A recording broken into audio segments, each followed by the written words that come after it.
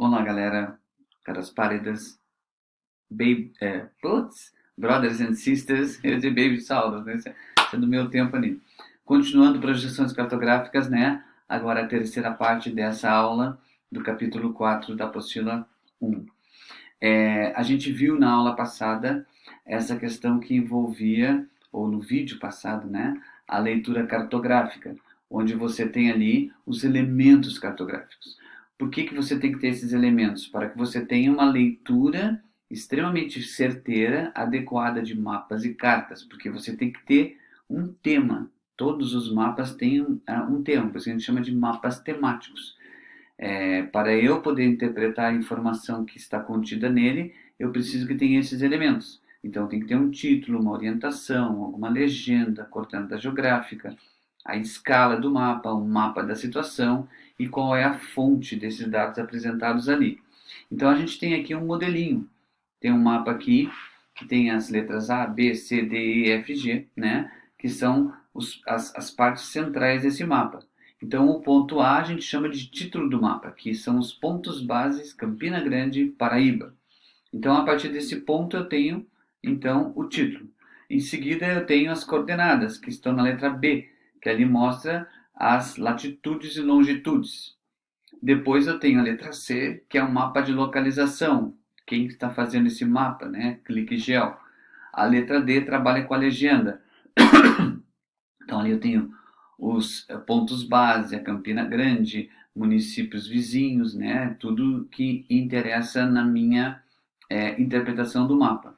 A letra E traz para mim as referências. Ali eu tenho o CNPJ, quem é o técnico responsável, quem que fez isso aí, as coordenadas geográficas, a fonte, IBGE, aquela coisa toda ali. Então, a orientação está ali no cantinho, que é a Rosa dos Ventos. A Rosa dos Ventos ela traz para nós sempre nos mapas, muito raro você encontrar um mapa diferente dessa orientação, sempre apontando para o norte. E a letra G é a escala. Tá? Isso a gente vai ver logo em seguida também um pouquinho sobre escalas cartográficas.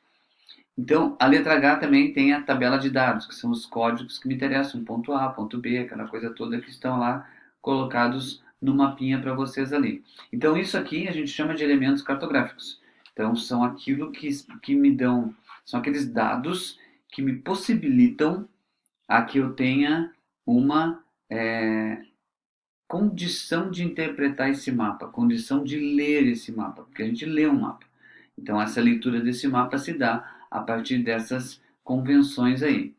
Falando em convenções, por exemplo, aqui você tem o que em qualquer mapa do mundo, se você for na China, se você for na Etiópia, se você for na Alemanha, se você for ao Haiti, não importa onde você esteja, você vai ter essas mesmas nomenclaturas, tá? Então isso aqui são aquilo que a gente chama de convenção. Então ali tem um rio permanente, um rio temporário, que ele é pontilhado, um trecho de rio navegável, o que é ferrovia, rodovia, limites interestaduais, fluxo aéreo, fluxo marítimo, as linhas que existem nos mapas, elas têm um padrão sempre iguais em qualquer lugar do planeta.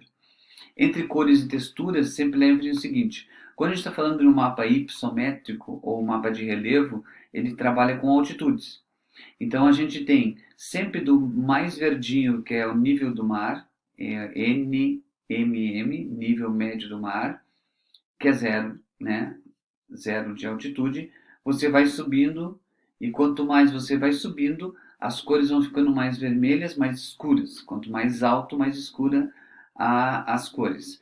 No uso do solo, você também tem convenção, que é sempre que em verde a floresta, laranja são lavouras, tem as pastagens, áreas montanhosas, áreas congeladas. Esse de áreas congeladas, você lembra que a gente falou sobre isso? Não foi com vocês, óbvio, né? Eu sou uma anta mesozoica, fui com o segundo ano. A gente trabalhou a tundra. E a tundra sempre no mapa do Canadá, tá lá tudo roxinho, bonitinho. Habitantes por quilômetro quadrado, você dá o nome de... Isso, muito bem, ouvi bem. Densidade demográfica. Então, a densidade demográfica é a proporção, a relação entre o número de população pela área que ela vive.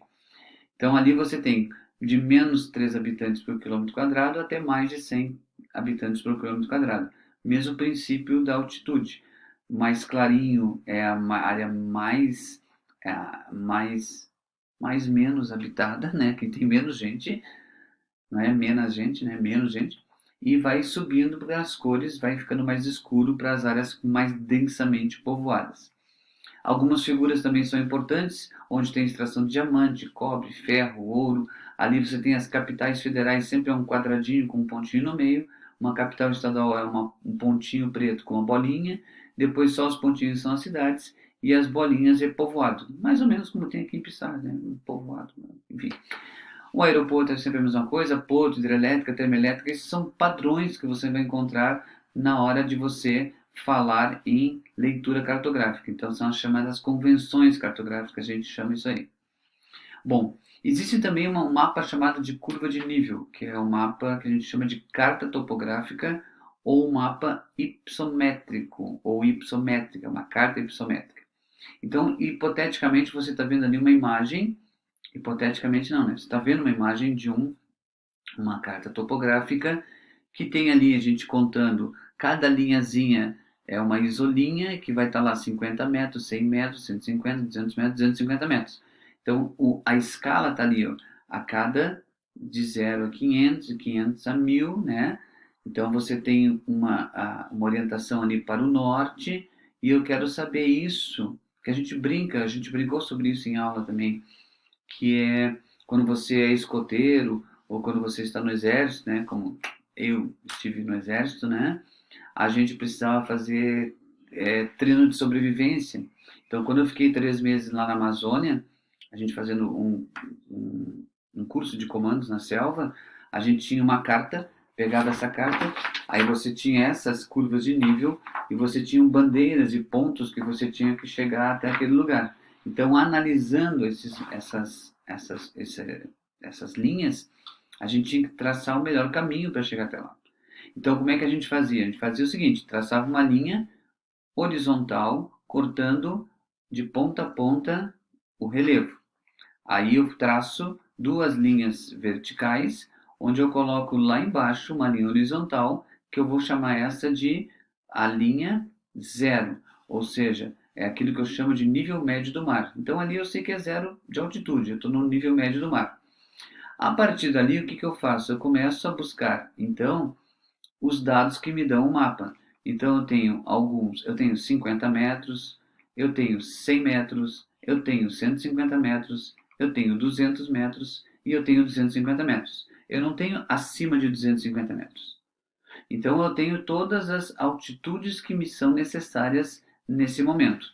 Então o que, que eu faço? A partir do ponto mais baixo, eu começo, a partir do zero já tem, né? Mas a partir do 50, eu começo a traçar linhas verticais que vão me dar esse trabalhinho aqui, ó.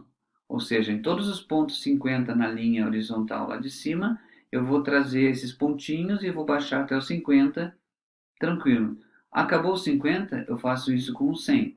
Então a mesma coisa, 100, onde passa uma linha de 100, eu vou traçar essas linhas pontilhadas ou tracejadas até o ponto 100. Assim eu faço com 100, com 150, também com o 200 e com o 250. Quando eu terminar com todas as linhas, bom, não tenho mais linhas, então eu faço esse tracejado embaixo. Então isso vai me dar a realidade do que eu tenho que fazer. Então como é que eu identifico isso? Isso aqui é uma carta, é um mapa de curvas de nível e eu vou transformar isso aqui, ó, que você está vendo com o mouse, no papel, é essa minha realidade em terceira dimensão, digamos assim, tá? Então eu sei que quanto mais próximas são as linhas, mais íngreme é o lugar. Então, para mim chegar nesse ponto, hipoteticamente falando, o que, que eu tenho que fazer? Ir pelo lado direito ou ir pelo lado esquerdo? Claro que eu tenho que ir pelo lado esquerdo. Por quê? Porque eu sei que é mais suave a minha subida, eu não vou ter que fazer todo esse caminho aqui que a gente está vendo nesse lado. Então, isso a gente chama de mapas de curva de nível e como você vê no papel e como você transforma isso na realidade. É bem legal de fazer isso aí, mas né, não é uma coisa tão fácil, você tem que entender. O que é básico para você é, quanto mais próximas forem as linhas umas das outras, você tem um lugar mais íngreme, difícil de subir.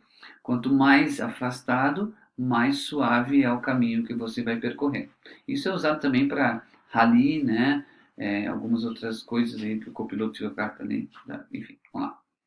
Bom, escalas cartográficas. O que são escalas cartográficas? Escalas cartográficas é uma relação matemática entre o comprimento ou a distância média, uma distância medida sobre um mapa e a medida real. Vamos lá.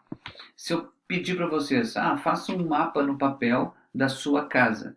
Você, sei lá, tem 70 metros quadrados, 100 metros quadrados, você não vai colocar 100 metros no papel. Você tem que fazer uma relação. Então, o que a gente coloca ali? Ó?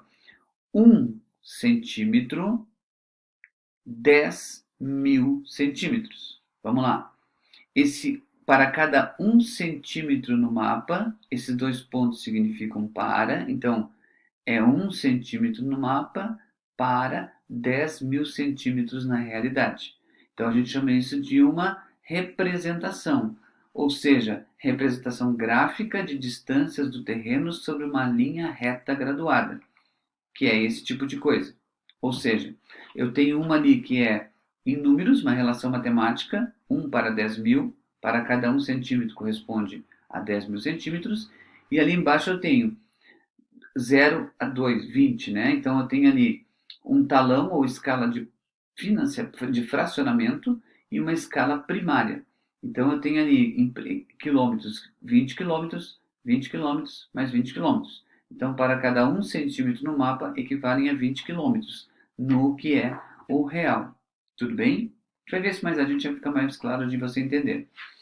Então ela é expressa por uma fração ordinária, que a gente tem um denominador e um numerador, ou razão matemática. Então, 1 é uma unidade no mapa, que significa 1 centímetro, equivale então à medida real, que significa 10.000 centímetros no terreno.